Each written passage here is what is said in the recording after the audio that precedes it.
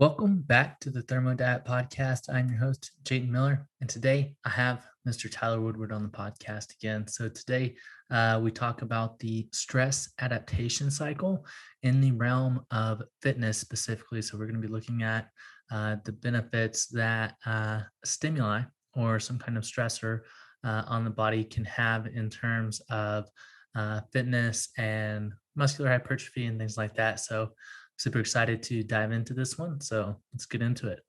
Tyler, how you doing this morning? I'm good. How are you, Jayden? I'm doing well. Can't complain. Beautiful weather here in Colorado. So, one of the things that we are going to talk about today is fitness, right? Yep.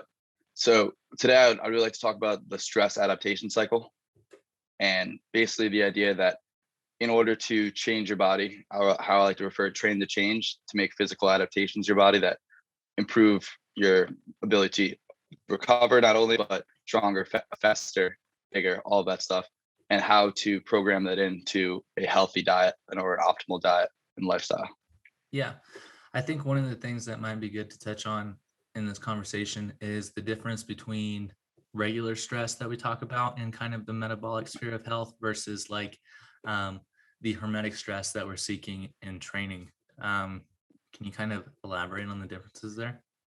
Yeah, so I mean, I honestly think they're very similar a lot of aspects. The difference is that the stress of a lifestyle stress is something that you pretty much don't want to avoid. Like there's really no benefit in lifestyle stresses. It's not intentional. So like, and in generally, they're going to result in the exact same processes of hormones being released, cortisol, stress, adrenaline, and whether that's mental or physical. The difference is how the metabolic accumulation of these stresses. Okay, awesome. So you would say the main difference there is just the intentionality of the stress versus the kind of like non-invited stress. So I mean, it's like at the end of the day, it's all stress in your body and it's in the same zone, but like one of them you get a positive benefit out of. Having a really stressful lifestyle, eating food that really stresses your body, I don't see any benefit to it. I don't think you would agree. Like there's no it's not something you're going to be able to recover from and be better at eating. It's just something that's just going to tax your body. The idea the main idea behind training in general, right, is there's the equation stress, stimulus plus recovery equals adaptation. So the idea is to make physical changes. So like adaptations, the two primary ones in muscle growth are sarcoplasmic hypertrophy, which literally means cellular swelling. It means more glycogen and glucose in your muscles and water. So it's like the pump. And there's myofibrillar hypertrophy, which is when you like break down the contractile proteins so they build back stronger, and that's more strength based, being able to lift more weight. And there's also a couple of them. But so the idea is that you can target these stresses that result in those effects. So for myofibrillar hypertrophy, you're going to want to work in the area where your muscles are lengthened. So it's like the bottom of a bench press, the bottom of a squat. For lats, it's going to be the top up of a movement, like the very end of a pull down, when the joints are furthest away, because that's when they're most efficient at contracting, more or less. And you're going to be able to accumulate the most tension on those muscles when they're able to contract more efficiently, versus metabolic stress, which is what you accumulate from for sarcoplasmic hypertrophy, is much easier to perform or accumulate in the short position, because it's really inefficient for the muscles to contract there, because they're so tight and close together. They have to overcome a lot of pressure to literally like walk those myosin, active myosin bridges. So it takes a lot of energy for not as much like tension on the muscle. And that's not necessarily a bad thing. At one point, I thought it was a bad thing. I thought it was just inefficient. But you're taxing your muscle's ability to produce to produce energy, which is different than, and they all build up on each other, right? So in order to continually make progress in the weight room, in aesthetically strength, and even for athletics, the best way to do is to target your limiting factor. Mm-hmm. Can you kind of go into, whenever you're talking about lengthened and shortened position, can you define those for the people who may not know? Yeah, so every muscle attaches to two bones, right? And you can contract the muscle. So like the easiest way to think about it is flexing your bicep. And so bicep attaches to the bottom of your forearm, or the top of your forearm and the top of your shoulder. And when you contract it, you're bringing those two joints together. So that's what I would say is like your fist towards your face. But when you fully lengthen a bicep, it's going to be as far away but behind you. So your palm is going to be a little bit behind your body, and joints are going to be in basically a straight line. You're going to have those two joints are stretched like a rope. So I like to consider muscles like a rope. That's my favorite analogy. You can shorten the muscle, which is going to shorten like it's hanging from a dog's mouth. It's going to be a loose rope versus you can pull it taut. That's when the two joints are too furthest away. And then some muscles attach to multiple joints. So like the biceps are involved in both elbow flexion, like bringing your arm towards you, and then a little bit in shoulder flexion, bringing your arm up towards your face. So those it's typically you have to do multiple exercises for multi-joint exercises to fully lengthen them or fully shorten them, because it's just harder to do one range of motion or with one exercise, just because how gravity and cables work. Yeah, definitely. So like, what are the different types of stresses that we can initiate on the body in order to promote positive adaptation? Yeah. So, I mean, I wouldn't necessarily say refer to it as a positive adaptation unless that's what you're going for, right? Because it is a stress in the body. And the idea is, like, as you said, you don't want to overstress your body, which is the nice part about periodization, is because you're just always going for your weakest link. So that also helps to not tax your body as much, but it also can improve your recovery. So as you're saying, when you're in that shortened position where it's like that flex bicep position where you're getting that really strong contraction, it's really inefficient to your muscles aren't able to produce a lot of force there. So you end up accumulating a lot of lactic acid, which, as we know, isn't the greatest thing, but that signals to your muscles and your brain, if you can recover from it, so if you don't overtrain, that you need to increase your glycogen stores in that muscle locally. The training program I'm currently doing is actually more of a systemic program. So the idea is that the only organ basically that's able to break down lactic acid in the body is the liver, I believe. Correct, Jayton? Can you repeat that? Oh, the liver is the only organ that can break down lactic acid. I honestly don't know the answer to that question. I believe at least primarily the livers will break down lactic acid. So the idea in the systemic program, which is more like a circuit-based kind of thing, is you're taxing a lot of muscles. So you're not killing any one individually, like not taking any muscle to necessary failure. You're basically just trying to be out of breath from working out. That's like kind of the end goal of the workout, to accumulate a lot of lactic acid as a system. So maybe your biceps, triceps, legs, back, whatever. So you're trying to tax your liver's ability to break down lactic acid. And that the goal of that is to increase your glycogen stores in your liver. So that just means you systemically, your whole body as a system has more energy to work with. Okay, interesting. So how would that be beneficial in the long run? So that's a great question. So basically it just gives you an ability to do more work. So the idea, like at one point, everyone's just like, you can't just linearly increase volume, right? Because if you just, let me just add a set, let me just add a rep, let me just add some weight, you're just going to be in the gym for 6 hours a day at some point. But so what this glycogen stores let you do in your muscle, especially, and in your liver, it lets you do more work in a shorter amount of time, because you can lift heavier weights, you have more energy to do more reps, and you have more energy to do a couple more exercises maybe, or a couple like intensive supersets within the workout. And that's definitely the biggest benefit, because it's just more efficient to tax it. And again, it's a lot less taxing in recovery. So one of the cool things about increasing your glycogen stores, not as much locally, like in a given muscle, but in your liver, is it should literally improve your sleep quality. Because as you know, like your blood sugar drops as you sleep because you're not eating anything. But now you have an increased glycogen store, so you have more sugar to break down that can replenish your body throughout the night, which is really interesting.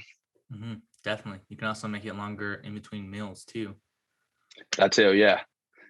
And also, I mean, one of the benefits is like you can do like a real recomp with this kind of training, because you're going to accumulate glycogen stores in your muscles and in your liver, which is going to also increase the amount of water and glucose that's stored in them, which means you're literally going to basically trade off some fat that's in those areas for some extra energy, which helps you get that, like that pump, that the quote unquote like fake size people talk about.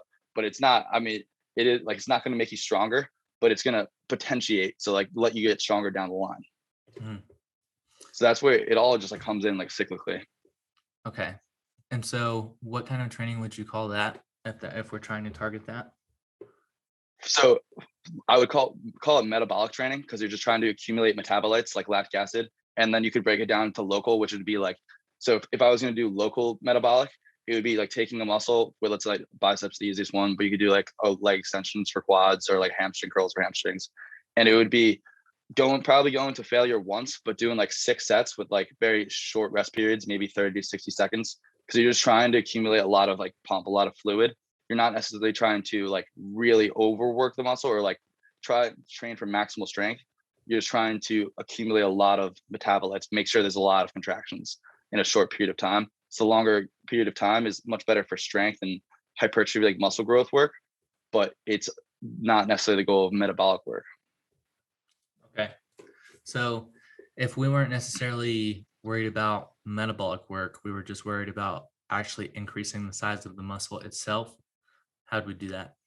So yeah, you're going to want to work in more of the lengthened positions, like I said. So the 90 degrees is pretty much always for a joint is pretty much the lengthened position. Actually, that's not true because the lats are up top. That was a bad. But so like for the quads, hamstrings are at 90 degrees is when they're like fully stretched. So when you stretch a muscle, that is its fully lengthened position, if you can think of it that way. And you're going to want to do exercises that are extremely stable because that means you can accumulate more tension. The more unstable a exercise is, basically the less weight you can do, the less range of motion you have, because you have to, your nervous system, your brain actually has to coordinate all the stabilizer muscles. So the more work your brain has to do to stabilize the movement, the less output you can get out of your muscles, which is why I'm such a huge fan of like hack squats and pendulum squats, because you can go to town and get every last ounce out of those muscles. And so for those, you're going to want to have, if theoretically, if you can take 10 minutes between sets, it's like the more rest, the better, right? Because you're just going to be more fresh. Obviously, no one has that kind of time because it's just not realistic. But so the way I've been doing it recently is I've been supersetting like 3 minutes rest between 2 exercises. So you have like maybe a hack squat and then superset a bench press. So you have 6 minutes rest between sets of the same exercise, but you only have 3 minutes between sets of like the 2 exercises, if that makes sense. Okay. And one thing that's also really interesting, and like the thing I like to say about the fitness industry is like everyone has been right. So they've just had one piece of the puzzle. So like maxing out for like powerlifting and stuff, I still prefer like more stable movements. Like I'm not a huge fan of barbell squats. I would much rather a hack squat or a pendulum squat if you have access to it, but if you don't, by all means use a barbell squat. But like doing very low repetition work isn't great for accumulating mechanical tension, which is what you need to break down the muscle fibers. But it's really good at literally building the skill of lifting and contracting your muscles. So like every once in a while, especially as maybe after you do a strength training program, you want to do a more low rep phase, let's say 3 to 5, maybe 2 to 5, and do like 4 to 6 sets, not necessarily going to failure because that's going to really tax your body, but literally just practicing having great form and recruiting those muscle fibers that you just added on, you just grew. Okay. So do you have an example of like what a workout would look like for each of these? Yeah. So I'll just talk about the last one real quick. So there's the 5th one. So we have covered local and systemic metabolic work. So that's like the pump work. Then we have myofibrillar hypertrophy, which is like the strength work in terms of muscle growth. Then we have neurological, which is like literally your mind getting better at recruiting your muscles and lifting weights. And the 5th one this is probably the most theoretical, but I think it's also the coolest, is myonuclear domain, which is basically the idea. So it used to be considered a bad thing to accumulate mechanical damage, which just means like you're really overstressing your system. But the thought process behind this is that you're actually the inflammation that you're recruiting or occurring in those mechanical damage might signal that to your cells that to produce more mitochondria and more nuclei, which doesn't directly make you stronger or bigger, but down the line it's going to allow you to have more controls and more resources, more furnaces and for mitochondria in that aspect to potentiate more muscle growth. You definitely want to be doing this in a bit like a 2-week period, a very short period, because you don't want to overkill your body, but it's just going to something that very well can help you grow more down the line and continually grow. And I think it's really interesting, as I said before, like everyone's like been a little bit right in the fitness industry. So if you can just like accumulate all these things linearly, you're going to have a lot less stress in your body. Like you're switching up which joint positions you're working in, lengthen versus shorten. Lengthen tend to be a little bit harder on the joints, but that way you're not like killing yourself any one time. You're just always training really hard, training really intensely. And this way, like you deload instead of like taking a couple of weeks off, you deload to another stimulus. So you're still getting just as much out of it. It's just another way to tax your body. Do you have an example of that? So what would a deload to another stimulus look like? Yeah. So basically you're just going to kind of want to switch between the five. So the way I like to think of it is, first I would probably do a systemic conditioning. So where I'm trying to increase the glycogen stores in my liver.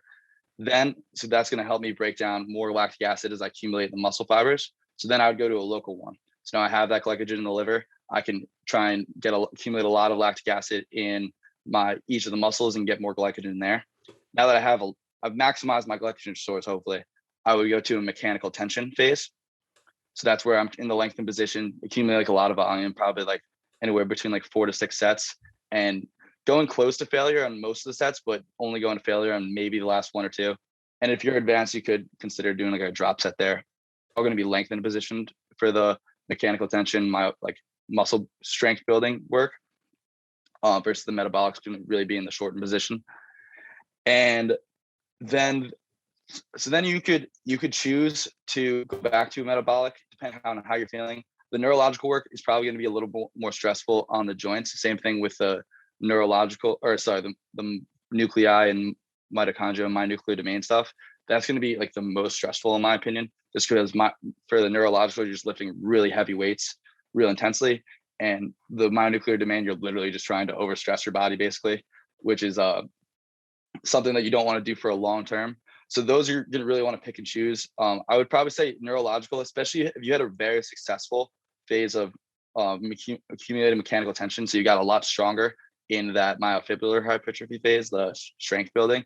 It might be worthwhile to take a couple weeks and literally get practice, basically recruiting those muscle fibers. So you're not necessarily like going for you're just trying to get stronger mentally, basically trying to get better at using those muscle fibers, not necessarily trying to grow or change your body at that point. It's really just trying to change your nervous system, which is a really interesting concept. And then maybe if you want to throw in the myofibrillar hypertrophy, if you're feeling good, do 2 weeks of mitochondria and nuclei work just to keep that ball rolling and potentiate more work.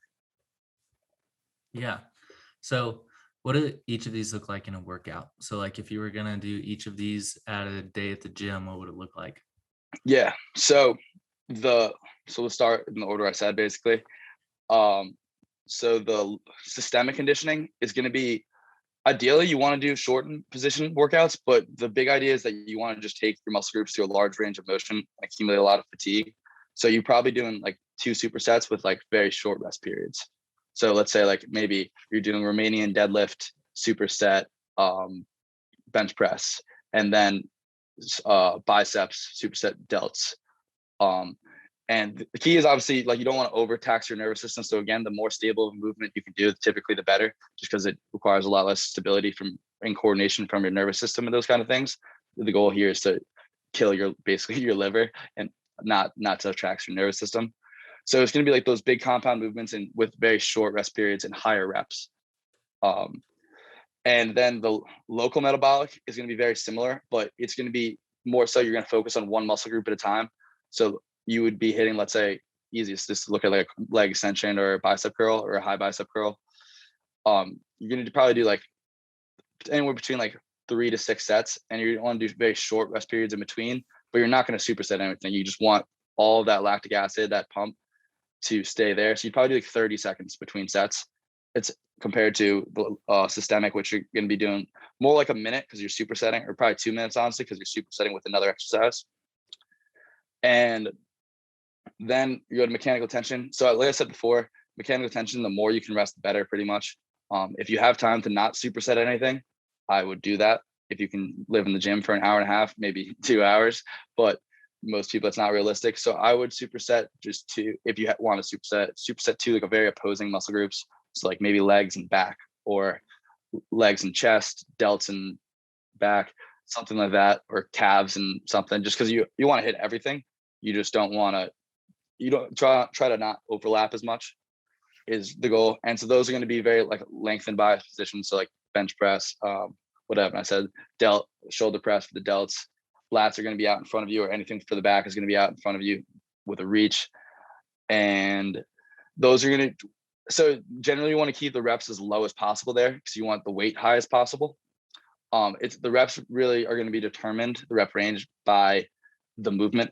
So like you can use like a lunge, for example, to do mechanical tension, but obviously you're going to have to keep the reps higher because no one can. It's extremely hard to lunge 100 pounds on each side with dumbbells because it's just a very unstable movement. But if you can change that to a hack squat, now I can maybe go from 12 reps on a lunge to 5 to 8 on a hack squat just because it's so much more stable. And those are going to be like 5 to 6 sets probably, or 4 to 6 sets at least. And it's always good to start low and just keep adding sets in as you want to progress. And then you want at least probably 3 minutes between those exercises. And then neurological, I would say it's literally going to be like a practice strength kind of thing. So you're not going to kill yourself on any of these sets, except maybe the last one, but you really don't need to, in my opinion. And the idea is that you're just going to maximize, like go as heavy as you can for like the 3 to 5 rep range, but you don't want your form to break. You want your form to be pristine. You want to pause at the very bottom. And this is the same thing with mechanical tension because you just want to be in control. When you're using momentum and all that stuff, especially out of like a lengthened position, technically just like using your joints to pop it right out. And that isn't a bad thing in some cases, especially for like powerlifting, because their goal is to lift as much weight as possible. But if your goal is to strengthen and improve your coordination as much as possible with your muscles, then you should try and control it. Like you want to be moving that weight. You don't want that weight moving you at all. And then lastly, like myonuclear domain, so that like the really inflammatory stuff, is you're basically going to be going to failure on like heavy ass exercises. And the way I probably program it in a very similar way to like mechanical tension, except you're going to want to be using like drop sets, or Coach Cassim calls them cast sets, I believe. That's more metabolic work, but you're just trying to just accumulate like a ton of inflammation, basically, just so you signal to your body to like hopefully make those new nuclei and mitochondria so you get more muscle growth down the line. Awesome. So what are you currently working on right now? So I'm currently doing the systemic training, and I'm trying to, I'm in a fat loss phase. So it's obviously, ideally you want to be pretty much all of these, you want to be at least maintenance calories, especially in the myonuclear domain and mechanical tension, like the muscle strength building. You really want to be in a surplus, at least some kind of surplus. The metabolic work, you can kind of get away with being in a deficit, recomp, or bulk, depending on your goals. But currently I'm doing the systemic. So I'm trying to increase my glycogen stores in my liver. And then I'm going to move to more local stuff to get more that pump. And I'm trying to finish cutting by the end of August, hopefully, and then start some muscle building. Yeah, I just think that you shouldn't cut at all, but that's just my opinion. So. Hey, I mean, cutting sucks, but having abs is cool. You wouldn't know though. I guess not. Yeah. Interesting. So, if someone was gonna go look for resources on like where to learn more about some of this stuff, where is some of the first places that you direct them? Yeah, so hopefully we'll be having some more stuff in Oomsy Fit, but I mean, Coach Cassim and N1, I'm looking forward to taking their certification and learning a lot more about this stuff because I think they're the top of the industry right now. They're Coach Cassim and his two right hand men, which is Cody Moxley, CJ, and Adam Miller. They're the cream of the crop right now. They really know their stuff in terms of both muscle building and strength gain. Like I said, it's kind of everyone had a one piece of the puzzle. They just didn't put them all together. Coach Cassim's like putting them all together, and he's also debunking a lot of really crappy exercises. There's very few bad exercises. It's a lot of like inefficient exercises, but he's like really changing the industry, and I really see him being the leader in the next couple of years. Nice. Do you have an example of an inefficient exercise? Yeah, so frog pumps. When you have so the glutes are primary hip extenders, so they literally like imagine like a sprint. Like you want the glute drives your knee up, or sorry, not drives your knee up. So if you raise your knee when you're standing and then go all the way back down, like behind your body, that's like what your glute does. It extends your hip up and down. Frog pumps put it in like a really externally rotated position, so you're like making a triangle, and then you're basically just doing a bridge. And the glutes don't externally rotate, as like everyone thought that for a long time. It's just all they do is extend the hips back like a Romanian deadlift and push them forward. So like think ass out, then back in. And so this is a quote unquote sensation based exercise because you're putting the glutes in a very short position. Like I said, it's very inefficient. It's like, but you're also really going against the mechanics of the body in that position. So like a bridge is the same thing, just not externally rotated. And it's a much better exercise to get that shortened position. The large degree of external rotation is just really destroying your hip mechanics. So you're kind of like telling your nervous system to contract in the opposite way it wants to. Okay. That's like a really bad exercise. I saw it. I saw these guys posting it. I mean, and like the problem is that there's a lot of sensation based movements. So like a lot of people like doing this high bicep curl because they get a really good pump in it, which isn't a bad thing, but it's just not the only thing you want to go for. A lot of times, like in very unstable movements, your nervous system contracts muscles very hard, literally just to protect them because they're in a very dangerous position. So like in that like frog pump, knees out, ass up position, it's like a highly unstable at the joint. So your muscles literally contracting your glutes to like stabilize the pelvis so it doesn't lose all the tension and just spontaneously combust, as Coach Eugene Tio says. Mm-hmm. So if you were going to do these in a specific order, how would you kind of start that rotation, so to speak? Yeah, well, so N1 education, like the Coach Cassim, it's really all on what you've been doing last, right? Because you and I could do the same training stimulus. I could tell you like we should both start here. And depending on what you've been doing, so let's say you've been doing P90X. If we go to this systemic metabolic conditioning, P90X is like really circuit based. Mm-hmm. You're not going to get anything out of it. I've been lifting my cat. You've been lifting your cat? Okay. Have you ever heard that P90X joke? No. In his videos, that's one of the things that he does. He's like, grab your cat or grab your kid and let's get after it. Dude, that's hilarious. Yeah, it's pretty funny. I remember I did Sean T's Insanity when I was in like, I guess maybe freshman year of high school. And I remember my family went on this bike ride and I was just joking around the whole time, like yelling at them, like, you gotta want it, get down. Like, just like, he would just yell at people, which is like, I mean, it's fun, it gets you to work out, but probably not the best for any kind of muscle building or even local conditioning. But so like, back to the main point, like the stimulus that you need the most is the one you probably haven't been doing. So like for girls, generally, I would say do some like really heavy work. Because girls like to do this like pump stuff, like this glute stuff where it's like really really high rep, like unstable movements a lot of time. And they will probably like skyrocket, especially their glutes, do a leg press with your feet high and in. That's going to really target hip flexion. So it's a lot of glutes. I've been doing that a lot. Or like a 45-degree extension, which is pretty good too. And not like a bridge or like a short exercise muscle, because they just have been doing so much of this circuit work and like this shortened position work just because that's like what the industry tells them to do right now. And if they decide to like change their stimulus, they're going to grow so much so fast because they've probably maxed out their stimulus from this metabolic work, right? Like if you can't just keep, I mean, maybe you can keep chugging along, but it's going to be slower and slower and slower progress. Versus if you keep changing it up and not muscle confusion, but like changing the stress you're putting on your body, then you're changing the way you recover from it basically, right? Which is going to change the adaptation. So it's just, that's a really good thing. So if you've been doing like more strength-based work, like powerlifting, definitely go for metabolic. If you've been doing more pump-based work, go for like the mechanical tension. And honestly, probably except unless you're like peaking at a powerlifter, I think probably everyone could do some neurological work, just literally practicing like those contractions, because it's just going to make you better at literally everything else. You're just going to get more control of your muscles, and something I'm looking forward to doing. Also, I mean, I'm sure you love that kind of stuff, just like absolutely repping out weight. Definitely. Yeah. Badass. So, what would you do? What would you recommend for somebody who is kind of like a dual sport athlete? So, for example, someone who wants to work out a few times a week while also doing jujitsu.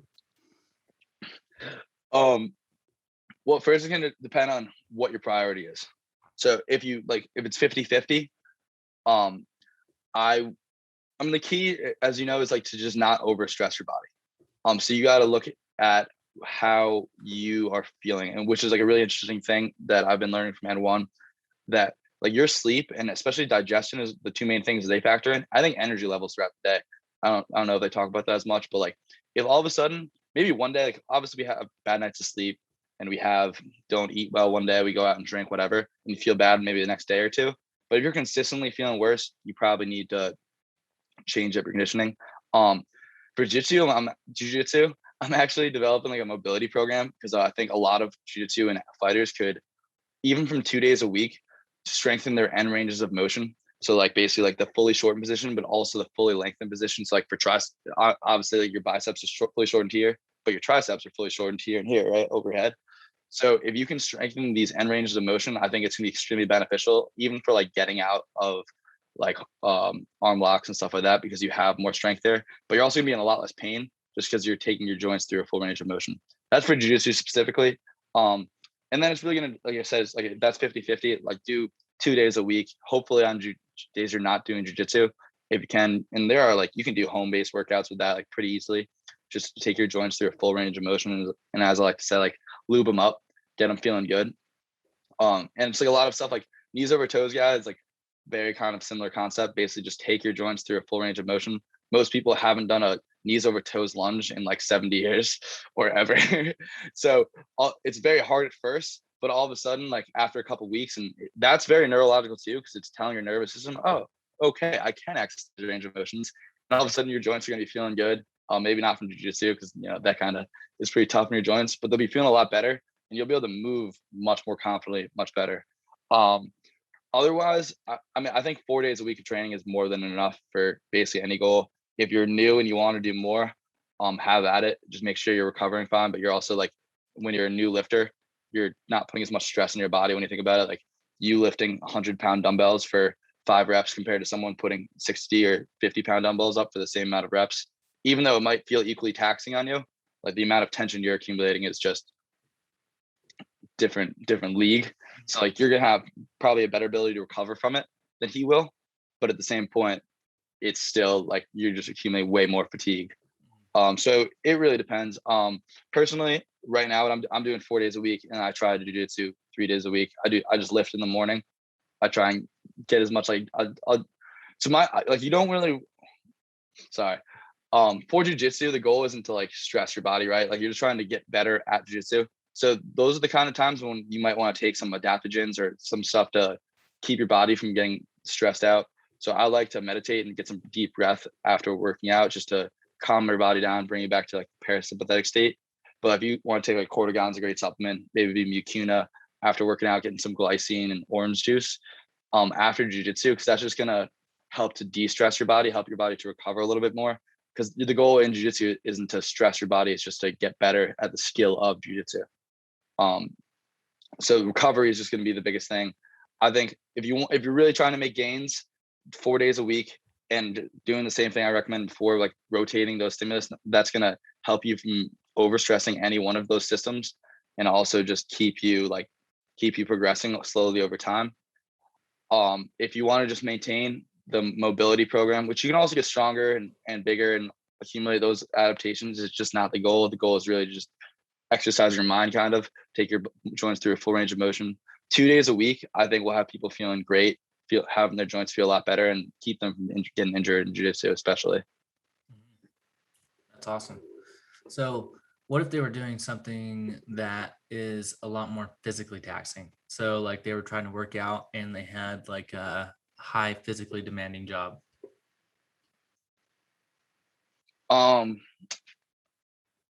So like you're saying, like do a construction worker or something? Yeah. Or like roofing houses or something. Okay. Yeah. I mean, those are kind of a tough situation, because obviously you have to keep track of your recovery. Hopefully like they're used to that very physical job and they can recover from it very easily. But at the end of the day, if you're trying to, like I say, train the change, you still have to elicit those adaptations in the gym. You have to apply that stress in the gym. So it's just going to be teetering that line of trying not to overtrain, or really overtraining. I think it's kind of exaggerated. It's more under recovering most of the time, because it's very hard to recover when you're working 8-hour days after lifting. I landscaped for a couple of years and I would lift before. I definitely recommend lifting before if your priority is making some gains, because you're just going to be way more fresh than after a full day of hauling roofing tiles. That is something you can do. And again, like just trying to eat enough, cutting in those kind of things. if you're cutting, I would really cut back your training, just because they would not necessarily cut back your training, but don't go too intensely, because you're just not giving your body the nutrients it needs to recover. So you're going to be at a much higher risk for overstressing yourself, versus if you're just pounding food in, especially thermo quality, high quality food, you're going to have a much better ability to recover, even with those demanding kind of jobs. Definitely. Yeah, that's awesome. So yeah, I think one of the cool things that I'm really looking forward to is the UMZ Fit, or we're going to call it Thermo Recomposition Program. So like I said, like glycogen is really just carbohydrate stores. That's the way your body stores its primary form of energy.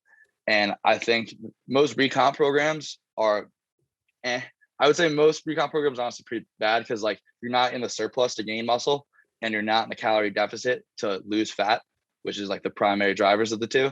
But the idea of thermo, so like you're reducing inflammation, you're hopefully increasing your testosterone levels, maybe you're increasing your metabolism a little bit, all of these things. So doing that nutrition and lifestyle stresses, getting rid of those, and now you're introducing the same ideas in the gym, and you're consuming a lot of carbs, because thermo is very heavy in carbs. I think it's going to be dope. I think it's going to be really cool. I think people are going to see a lot of gains really quickly from it and feel great too, which I'm really excited for.